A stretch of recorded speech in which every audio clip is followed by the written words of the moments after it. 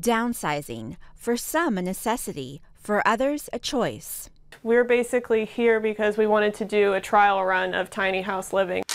To tap into those seeking a more sustainable lifestyle, Harvard graduate students created the Millennial Housing Lab's Getaway vacation rentals. Okay. Well, People considering joining the tiny house movement can give it a try for a night or two. I think the thing that I wanted to see for myself was, does it feel really tiny? Like, do you feel claustrophobic when you're in here? And I was pretty surprised. I did not feel that closed-in feeling. HILARY and Shane LENTZ have been contemplating the move for a couple of years now.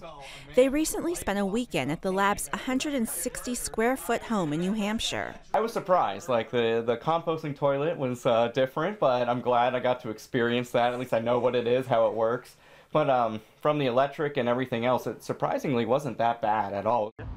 Jay Austin built his 145-square-foot home 3 years ago to live off the grid.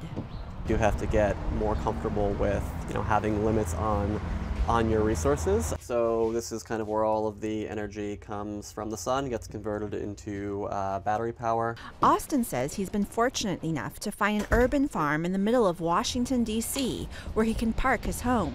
But he says others who are looking for a location need to be persistent. If a city official, a zoning official, a town official tells you that a tiny house is not legal, ask for that citation. Be prepared for, I think, more work and more energy than you might otherwise expect, but also, expect that the reward will be worth it in the end. The National Association of Realtors says the number of buyers purchasing small homes, less than 1,000 square feet, has remained around 1% for the past 5 years. But fans of tiny homes think the appeal will only grow. I hope that we will sort of destigmatize that notion that, small is bad.